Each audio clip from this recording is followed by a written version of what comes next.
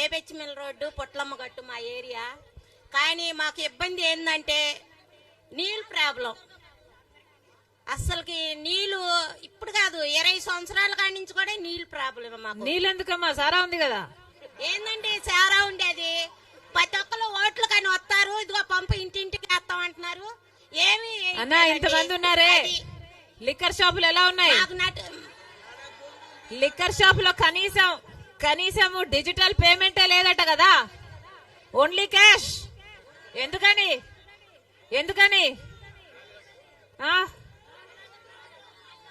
అదే మాట్లాడు. జగనన్న గారు ఏం చెప్పారో తెలుసా? పూర్తి మద్యపాన నిషేధం అన్నాడు. పూర్తి మద్యపాన నిషేధం చేయకపోతే ఇంకోసారి వచ్చి ఓట్లు కూడా అడగను అన్నాడు. చెప్పాలి. ఏమైంది? మద్యపాన నిషేధం అయిందా? మద్యపాన నిషేధం కాలేదు కదా. ఈ రోజు మద్యం అన్నది జగన్మోహన్ రెడ్డి గారు స్వయంగానే అమ్ముతున్నారు.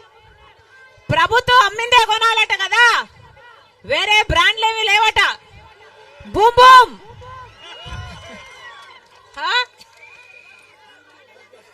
బ్లాక్ బస్టర్ 3 క్యాపిటల్ అన్ని వాగ్దానాలు ఎక్కడ నెరవేరాయి అంటే మన లిక్కర్ షాప్ లోనే నెరవేరాయి. డిఎస్సి కూడా ప్రెసిడెంట్ మెడల్ బాగుందమ్మా. జగనన్నకు ఓటేస్తే ఏమైంది?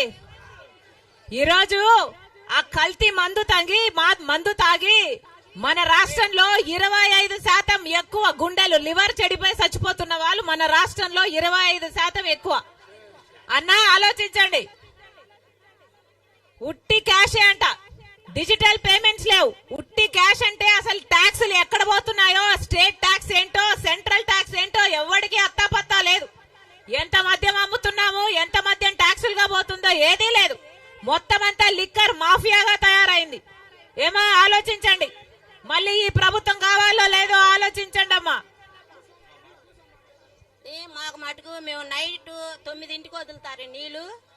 ఆడవాళ్ళు మటుకు పంపుల కాడ మటుకు తెగొట్టుకుంటారు. ఇంటికి వచ్చి 2 బిందెలు కూడా వస్తాం కానా కష్టం. నీళ్ళు మటుకు ప్రాబ్లం అండి. ఈ ఏరియా నుంచి ఏబెచ్చిమిల్ రోడ్డు మీద నుంచి పుట్లమ్మ గట్టు లోన్ దాకా నీళ్ళు ప్రాబ్లం మాకు. అది ఇంటింటికి పంపేస్తాం అన్నారు 5 సంవత్సరాల కింద.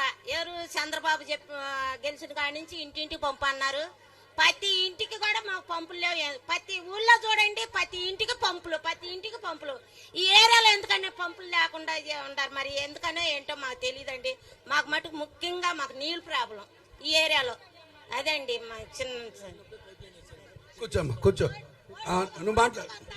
ఇంటింటికి పంపులు. రాజశేఖర రెడ్డి గారు ఉన్నప్పుడు పైప్ లైన్ వేశారట, ఆ తర్వాత ఇంటికి పంపులు వేస్తారో అప్పుడే మేము ఓట్లు వేస్తాం. ప్రతి రోజు పంపుల కాడ కొట్టుకుంటున్నాం. ఈసారి ఓట్లకి ఎవరైతే వస్తారో